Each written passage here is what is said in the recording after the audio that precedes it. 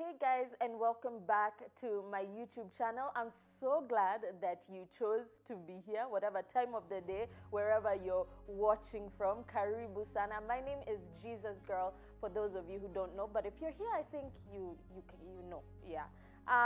So today we have a very interesting video where I'll be talking about my 7 years in addiction. On my Instagram platform, which is jesusgirl.ke, I've briefly talked about it, but I thought it was important to go over it right here so that it can be informational, it can be an encouragement, it can challenge people and bring impact in general.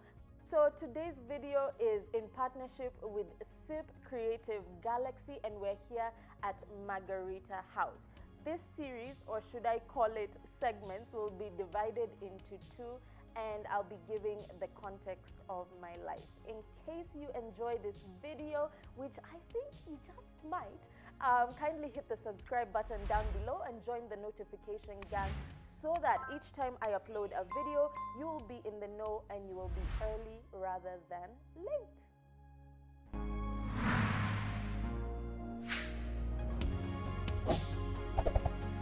Just say this even just to begin with. Many people don't know that addiction is not an event, it's a journey. So it's a process, and getting there, it takes time, but if you continue living a certain way, you get there. And so for me, when I first picked up my first drink, I never thought, oh, I'm gonna be an addict. Nobody wakes up thinking, oh, okay, I'll just drink to become an addict. It was something fun and just experimental. And I was 17 years old, just hanging out and thinking, I wanna fit in. And so taking alcohol once in a while, smoking cigarettes once in a while, and thinking, everybody's doing it. It's not a taboo. It's not something that's like, oh my gosh, liquor? No, it was just occasional. But this is what happens. The more you take, the more you want. And so what began as a weekend thing only now went into weekdays, and then eventually became a daily thing. And in addiction, we talk about stages of addiction. So the first stage is experimental, where you're doing it with friends. You want to know how it tastes. You want to know how a cigarette smells like, and so you continue on that path, and eventually you get to the habitual stage. So I knew that I was in addiction when I could not go a day without drugs. Whether it's alcohol, cigarettes, or marijuana eventually, and heroin now eventually. But I knew that when my body was dependent, so I couldn't function outside of taking the drugs, I knew I was in addiction. When I was addicted where I couldn't go without the drugs, I was 19 years old. So this was 2 years into, the whole party after party and every other weekend type thing. It became habitual by the time I was 19, when I went to my first rehab.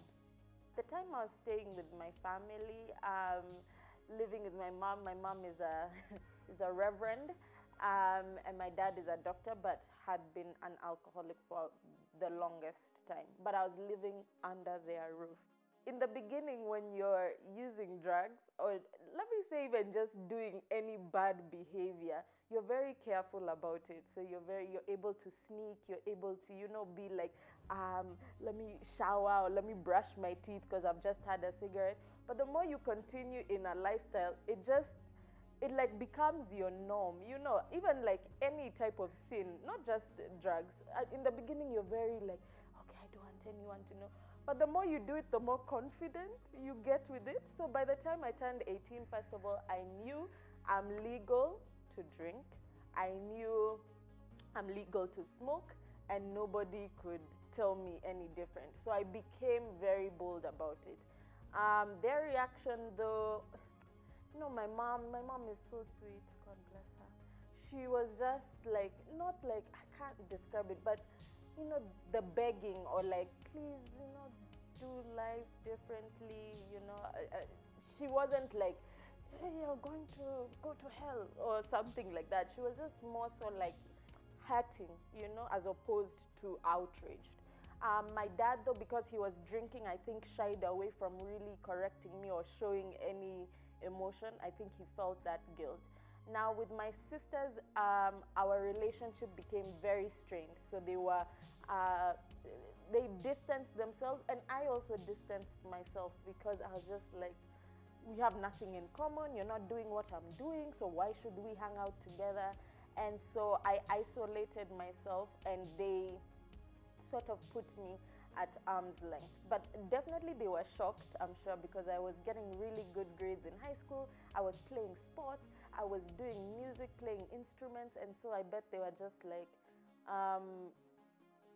what's not happening? It's not that I had been like a rowdy child. I was just okay. And so I think it was a shock. And they just wanted change for me. But let me just say throughout, like, they loved me regardless. Like, there was never a time they were just like, you know what, we're done with you. Because I hear of families who are just like, at some point, there was a lady even telling her daughter, I'm just waiting for you to die so I can bury you. You've caused me enough stress. But I'm so thankful for the family I have. They never wrote me off. But it put our relationship at a strain, for sure, for sure, for sure. Well, first of all, let me just say, by the time I was taking my first drink or my first smoke at the age of 17, yeah, I was already a very broken girl. I had low self-esteem, low self-worth. Mm-hmm. I didn't know who I was, so like I let other people define who I was and what I would do. So I was already very broken, and drugs and people were the solace, or what would numb me, or started using drugs because I thought it would give me life and fun and just make me carefree and not really have to deal with life's issues.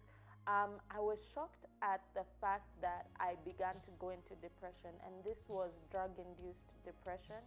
A few years after I began drinking and smoking.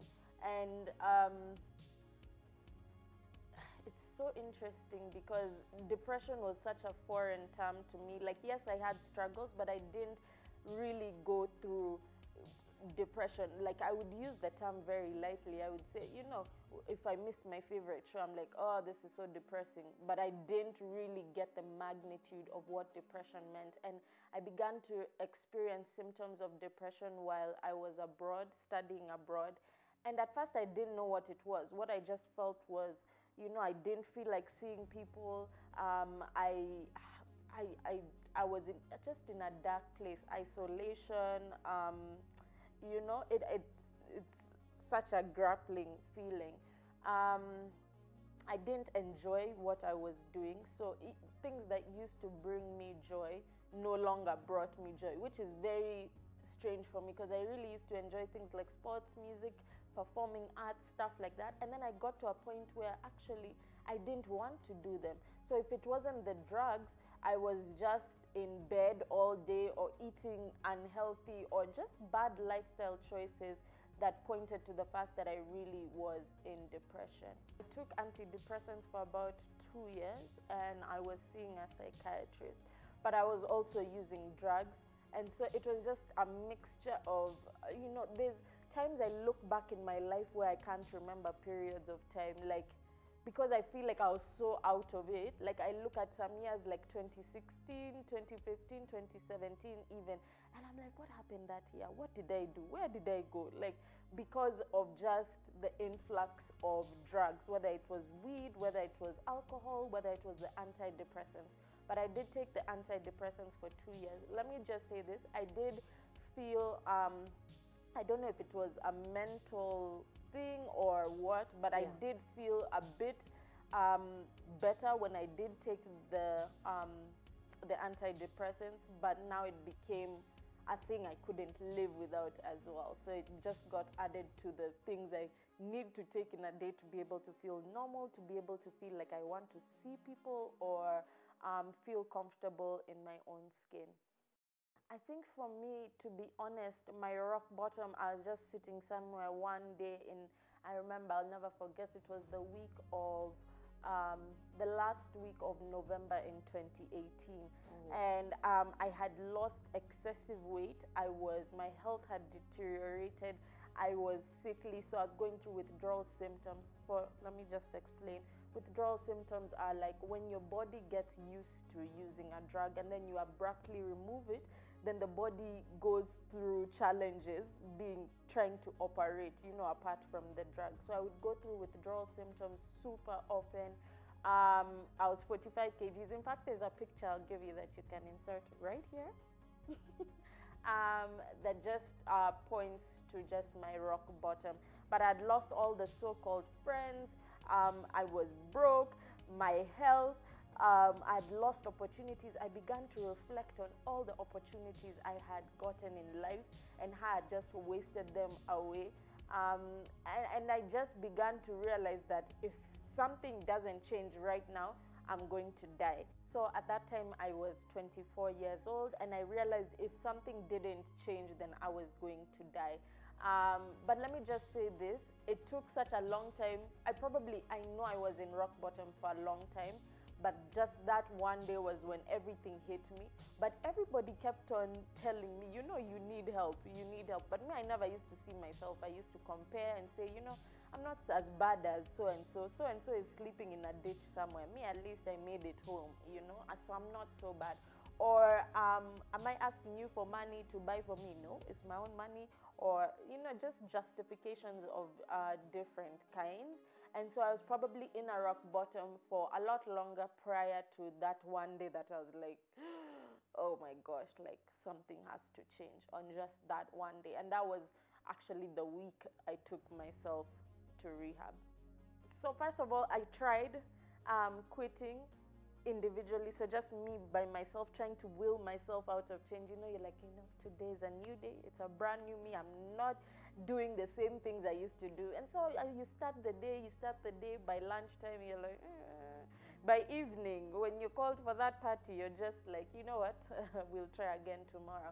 So I tried myself. I also tried through institutions. So I'd been to, before I went to Teen Challenge, I'd been to 3 other rehabs. So tried quitting like that. But trying to quit, let me tell you, too many to count. I always felt like, I'm in control. If I wanted to stop today, I can stop. So I would tell myself, yeah, this week actually no. Or if, like, let's say I had an event, a family event, I would say, you know what, I won't choose because I have to be around my family. But I would find myself in that same position. So the times I've tried to quit are countless, by myself, and then also with the institutions. I also tried with that, but yeah, it was futile. First 3 times I went to rehab, I admitted that I had a problem 70%.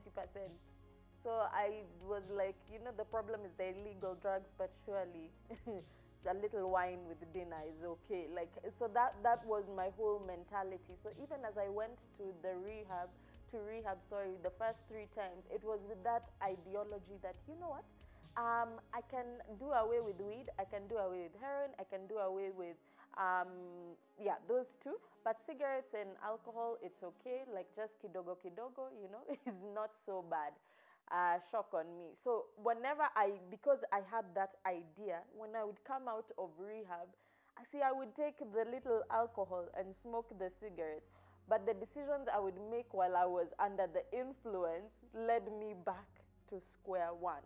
So I did not admit I had a problem up till then. I just felt like I had a little problem, but not a big problem. I was like, you guys, you're blowing this out of proportion. I had one too many, but I'll keep it under control. And that's something that people also deal with, is this whole thing of, I can control it. Just one drink won't hurt.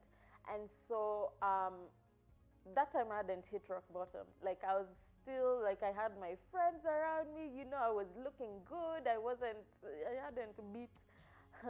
Then now, by the time I was coming into the 4th rehab, everything it wasn't like a thing where I was trying to convince myself, I can just have one drink. I had seen the fruit of addiction in my life. Like, I had seen relationships go down the drain, my health and everything that I've mentioned before.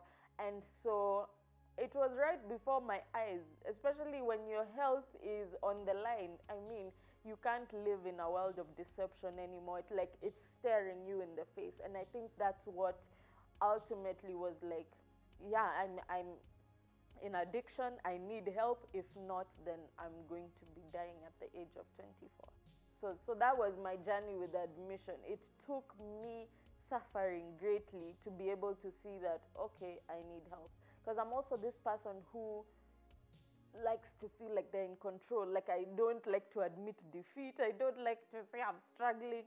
And so I kept on this path. And now when I was right at the edge is when I was like, okay, we might have a real problem on our hands.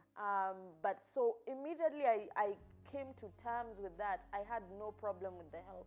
In fact, when I went to rehab the fourth time, I took myself. It's not that anybody told me. I was like, guys, I'll see you after 1 year. I was just like, you know what, I cannot, because I could see, like, I knew, you know how, I don't know how you explain being at the end of yourself. It's like you're living 50%, like you're gone 50%. I don't know if this will make sense, but you're lifeless. And so it's such a bad place to be. And so I was just like, you know what, I'm willing to try whatever. However, you know, and I'd already been to the other secular rehabs where they are giving you cigarettes, and they are sort of like, you're not really dealing with the problem, but it's not as bad as it was.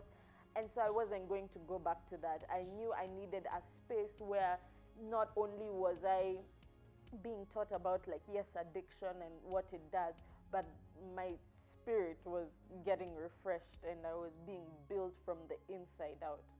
So I had to admit, like, I need I need intervention. And that's when I cried out to God. I'm like, Lord, if you are who you say you are, you need to come through it right about now. And I remember making a prayer when I was going into Teen Challenge and just being like, you know what, Lord, I've heard about you. Because I've grown up in church. My mom is a pastor. I know the word of God. I know worship songs. Like, there's nothing new you're telling me. Like, you know, being a pastor's kid, sometimes you just feel like you know it all. So I'm like, Lord, I've heard about you. But now let me experience you for myself, an experience that nobody can ever take away from me. That was in 2018. Next month will be exactly 2 years.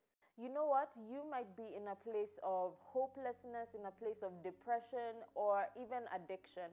And it might not even be you, but you have a family member or a friend who is going through this. If there's one thing I would like you to get from my journey, it's that change is possible. You know, there's no situation that is permanent or a life sentence. And in part 2, we're going to be talking about triumph. We're going to be talking about rebuilding and life after addiction. So stay tuned, and I'll see you in part 2. Thank you guys so much for joining me on this 2-part segmented video. Just recapping or going down memory lane to my 7 years of addiction. I pray that if there's one thing you've gotten, it's that no situation is permanent. Many people tell me today they can't believe that everything I've spoken about I really went through, but I really did. And I'm grateful to God to be able to be sitting here today to give encouragement or spur somebody on or teach somebody in one way or another. One more shout out to SIP Creative Galaxy, who have been just so amazing in making sure that this comes together. In case you enjoyed this video, one more time, hit the subscribe button down below, join the notification gang. I'll see you guys in my next video. Ciao.